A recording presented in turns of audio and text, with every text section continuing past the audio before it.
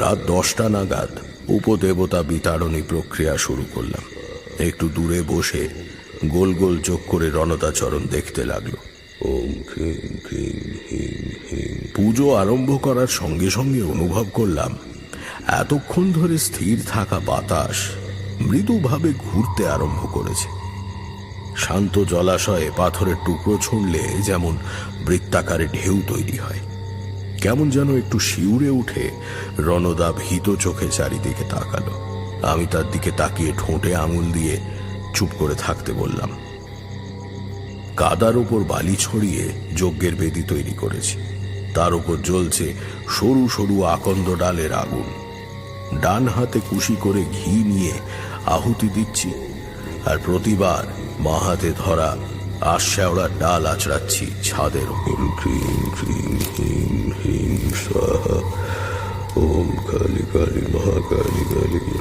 এইভাবে ঘণ্টাখানেক ধরে মন্ত্রোচ্চারণ করার পর একটা অদ্ভুত গন্ধে চারিদিকের বাতাস ভরে গেল। দুর্গন্ধ নয়, কিন্তু এমন গন্ধ যা পৃথিবীতে কখনো সৃষ্টি হতে দেখিনি। কিছুক্ষণ নাকে গেলেই চেতনা আচ্ছন্ন হয়ে আসতে থাকে। দেখলাম সেই অপার্থিব গন্ধের প্রভাবে রণদা বসে থাকা অবস্থাতেই সামনে পেছনে সামান্য দুলতে আরম্ভ করেছে।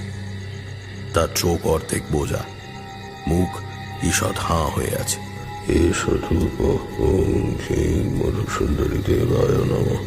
আমি তাড়াতাড়ি মধুসুন্দরী দেবীর দেওয়া শুদ্ধি মন্ত্র উচ্চারণ করে চন্দন মাখিয়ে একটা রক্ত করবী যজ্ঞাগ্নিতে ছুঁড়ে মারলাম। সঙ্গে সঙ্গে ওই আশ্চর্য গন্ধটা ধীরে ধীরে মিলিয়ে গেল। যজ্ঞবেদীর দিকে তাকিয়ে দেখলাম পুজোর অন্ত শুরু হয়েছে। একটি ঘোর সবুজ বৃদ্ধাঙ্গুষ্ঠ পরিমাণ আলো কাঁপতে কাঁপতে বালি আর কাঠের মধ্যে থেকে উঠে আসছে। মৃদু গলায় বললাম, রণদা দেখো, এই হচ্ছে ব্রহ্মপিশাচের চাক্ষুষ সত্তা। ওম ক্রিং ক্রিং হিং হিং হিং হিং দক্ষিণে কালী ক্রিং। ঊর্ধ্বক্ষেপণী মন্ত্র উচ্চারণ করে তর্জনী নেড়ে ওই সবুজ আলোটিকে আকাশের দিকে চলে যেতে ইঙ্গিত করলাম। প্রথমে আস্তে, তারপর দ্রুত আলোটি ওপরে উঠে যেতে লাগলো। রণদাও উপরের দিকে তাকিয়ে রয়েছে।